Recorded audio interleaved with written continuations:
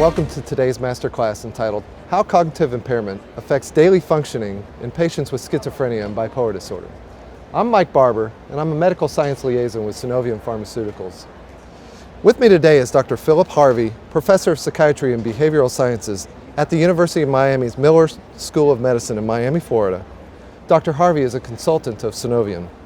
In today's program, we'll be discussing how cognitive dysfunction impacts everyday functioning in patients with schizophrenia and bipolar disorder. So let's get started.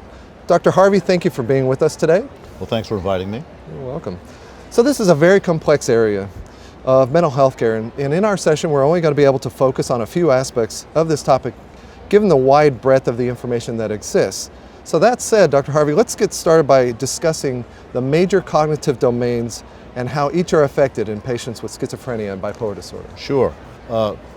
Historically, people have thought about cognition being organized into different types of functional domains. On the next slide, you'll be able to see that these domains include perceptual motor function, language, learning and memory, complex attention, executive functioning, and social cognition. Within each of these areas, there are subdomains. And so, for example, there are variable impairments that are seen across people with schizophrenia across these different domains. The biggest impairments are in processing speed and attention and working memory. The smallest impairments tend to be in things like delayed recognition memory and semantic memory and old learning. So as you discuss those, what I find really intriguing is recognition of emotions, and a lot of things may come to mind. Can you explain a little more in some patients with schizophrenia, for example? Sure. What we see in people with schizophrenia is they have challenges in recognizing emotions. They don't have challenges in recognizing what the emotions are. They can tell a sad face from a happy face, but what they tend to do is have an exaggerated response to negative emotions, and they tend to see negative emotional expressions as much more negative than healthy people would looking at the same picture of the same face. Can you tell us about what we know about the underlying mechanisms implicated in cognitive dysfunction? Sure. Cognitive impairment is definitely originating from the brain. Cognitive impairment has a very similar signature across people with bipolar disorder, schizophrenia, and major depression. And as you see on the slide, there are some more global domains of cognitive functioning, some basic things such as sensory and perceptual operations, but also higher level functions, executive functioning, reasoning and problem solving, encoding complex verbal material.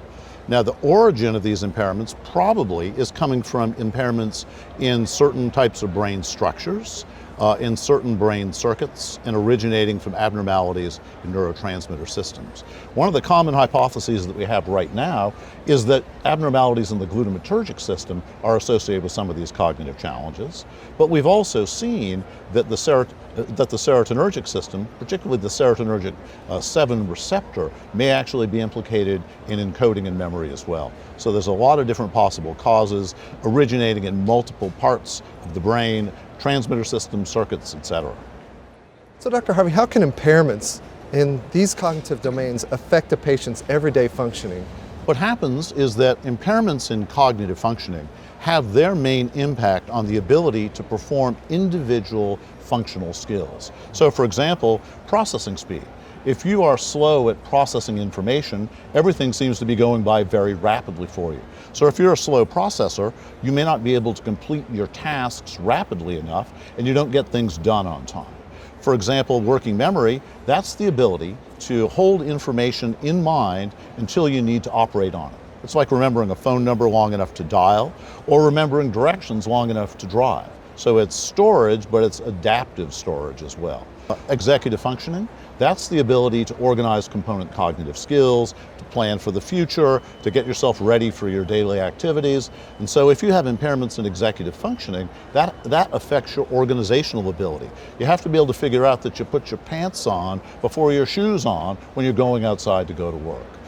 Episodic memory, that's the ability to learn new information, to store it, and to then retrieve it adaptively after a delay.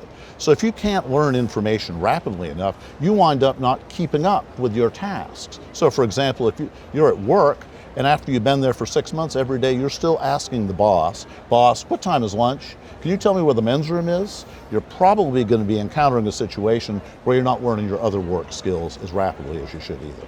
So are there other aspects of cognitive functioning that impact outcomes outside of neuropsychological domains? Absolutely. In fact, psychiatrists are very familiar with the concept of unawareness of illness or lack of insight.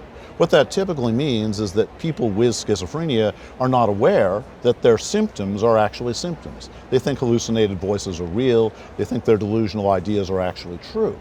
Well, we've discovered recently that people with schizophrenia have additional challenges in evaluating their abilities and skills. We call that introspective accuracy, and what that means is that people with schizophrenia have a big challenge in terms of being able to understand how cognitively competent they are, how good they are at doing skills, and how socially competent and attractive they are to other people.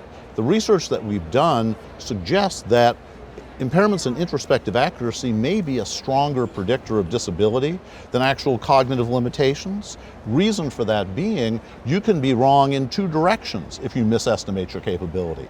You could think you're better than you actually are and take on tasks that you can't handle or approach people who might not be interested in you, or you can underestimate your capability and think you can't do things that are actually within your grasp. And in fact, what we found was the single biggest predictor of impaired social outcomes in people with schizophrenia in a recent large study we did was being particularly overconfident about their abilities in the social domain. So, Dr. Harvey, how does a patient's physical health have an influence on their cognitive abilities and daily functioning? And can you give us an example? Well, unfortunately, one of the things that we see is that people with schizophrenia have an exaggerated rate of metabolic syndrome, obesity, and other health-related problems associated with that whole syndrome. What we've discovered is that over time, the risk for obesity goes up in both people with schizophrenia and bipolar disorder. In one study we recently did, which was a 20-year follow-up of first episode patients with schizophrenia and bipolar disorder, we found that 50% of people with bipolar disorder and 60% of people with schizophrenia met criteria for obesity 20 years in. And if you were overweight at the time of your first episode, your risk of obesity 20 years down the road was 80%, which is essentially everyone. It also turns out that obesity in schizophrenia is correlated with several other limitations. For example, it's been shown that people with schizophrenia who have obesity are also likely to lack skills in the area of cooking and shopping. So they wind up getting their meals at 7-Eleven. They also have limitations in the ability to actually understand the caloric content of food. So shopping at 7-Eleven becomes even more of a challenge because you don't know what you're supposed to buy there. And in one 5-minute shopping trip at 7-Eleven, you can wind up purchasing enough calories so that you'd have to run 25 miles to work them off, and that's way too much. What we also have seen is that there's an interaction between obesity and cognitive challenges. And obesity may actually act as a post-cognitive limitation for people functioning. In that same subject sample that we just talked about with a 20-year follow-up, we found that the single biggest predictor of not having a job for these people with schizophrenia and bipolar disorder was being physically unable to get up out of a chair. The second biggest predictor was their waist circumference. So what we're seeing is even if you're cognitively capable of doing a job, if you're physically unable to travel, are so overweight or otherwise sick that you can't get up and get out of your house to get to work, then you're not going to have an opportunity to be employed anyway. But in addition to obesity, are there other metabolic disorders that can adversely affect cognition? Yeah, well, it turns out that type 2 diabetes, which of course moves closely with obesity, is actually associated with alterations in cortical and subcortical brain structures in terms of volume, and actually directly related to cognitive performance as well. In the study that's shown on this slide here, they compared 23 diabetic and 23 non-diabetic individuals. The patients with diabetes had been sick with diabetes for less than 10 years, and what they found was a very strong correlation between elevations in hemoglobin A1C and hippocampal atrophy. And further, in the people with elevated A1Cs and hippocampal atrophy, they had substantial memory impairments as well. So the consequences of obesity, whether it comes directly from being treated with certain antipsychotics that make you gain weight, or other aspects of the schizophrenia syndrome, when it turns into diabetes, it adds a whole other layer of risk for morbidity into the system. And what we see there is, again, cognitive, post-cognitive, problems, limitations in functioning are all wrapped in together and form sort of a package in a sense. Dr. Harvey, what can we say about the treatments that we give to patients with schizophrenia or bipolar disorder, and are there differences in cognitive outcomes among these treatments for patients with schizophrenia and bipolar disorder? Well, one of the things that I just mentioned was that some of the medications that we use promote weight gain, diabetes, things like that. Another thing that happens is some of the medications that we use actually have a high level of antihistaminergic activity in them, and that leads to sedation and daytime sleepiness. Now, if you're treating acutely psychotic patients, having them be a little bit sleepy is not necessarily a bad thing, but when you're talking about the long haul, maintaining patients in the community, people that might want to get a job or return to school or something like that, if you've got significant levels of daytime sleepiness, it causes a major interference. In this study here, what you see is that the sleepier you were during the day, the less able you were to perform cognitive tests. So these patients started out with cognitive challenges, and then what happened over time was one of the medications they were receiving was causing excessive daytime sleepiness, which then turned around and correlated with cognitive limitations. Is there a certain amount of persistence associated with that kind of finding? One of the things that happens is that people who are treating patients with schizophrenia tend to think that side effects will go away over time after the patient gets adjusted to the medication, particularly if they're not adjusting the dose. But what happened in this study was that when lorazepam was compared to quetiapine over a 6-month period, you can see that the quetiapine patients were sleepier than the lorazepam patients at 6 weeks, 3 months, and 6 months. There was no difference in sleepiness at baseline. So the sleepiness difference is associated with the quetiapine treatment, and the sleepiness didn't go away over an entire 6-month period. The patients were just as sleepy 6 months in as they were 6 weeks in. No evidence of habituation of that daytime sleepiness as a side effect. So Dr. Harvey, it seems as if both the nature of the disease and in some cases adverse events from the pharmacologic treatments that we give, such as sedation, weight gain, obesity, dyslipidemia, and type 2 diabetes, they can all affect cognitive functioning over time. How well do you think we understand the contributions of the disease versus those treatment effects on cognitive function in serious mental illness? Antipsychotic medications have the potential to improve certain subdomains of cognitive performance. It's important, though, to keep in mind that there isn't any one antipsychotic that has been shown conclusively to function as a cognitive enhancer. I think the most important thing with antipsychotic medications is to choose the ones that don't interfere with cognitive functioning and everyday outcomes based on their effects on other aspects of people's functioning. So, for example, there are wide variations in the extent to which second-generation antipsychotics are associated with metabolic syndrome, side effects, and things like that. And we've been talking about the adverse consequences of metabolic syndrome and obesity. The majority of studies that have looked at the relationship between metabolic syndrome, cognition, and outcome have suggested that it looks the same in schizophrenia, bipolar disorder, and in the general population as a whole. So we just have to be careful not to be kicking off excess cases of metabolic syndrome with antipsychotic treatments. Another factor that's worth considering is that there are cognitive impairments associated with EPS. That may very well be because EPS itself is associated with cognitive changes, but if you have EPS, it becomes very difficult to do certain kinds of cognitive testing procedures. Just like when you're asleep, it's hard to do neuropsych testing. When you've got too great a tremor or you're too stiff, you really can't do some of the cognitive tests that you need to do. And finally, one of the things that we have seen here is that because of the nature of schizophrenia and bipolar disorder, the longer the person has been ill, the greater the risk for metabolic syndrome. But I did point out that people who are overweight at the time of their first episode are at the highest risk.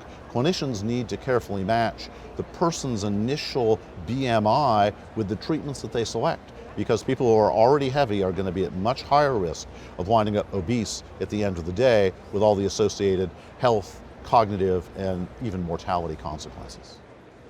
So Dr. Harvey, the contribution from the illness itself, the treatments that we give as it relates to cognitive dysfunction, it's quite complex. There's a lot of bad news that we're really talking about, a lot of negative findings, but are there things that could be done to help patients improve their cognitive abilities? Well, I think the news is actually not that bad because there are strategies that can be used to enhance cognition.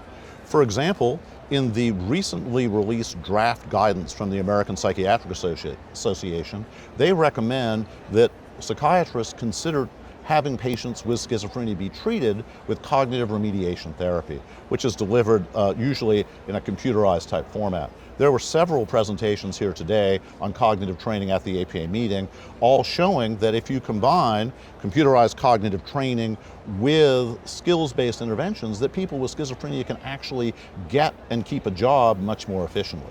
So the data on cognitive enhancement in schizophrenia is positive. The effect sizes are fairly large, and there are some open questions still, like we don't know how much is the optimal dose, how long should we treat people, and what is the specific content for training.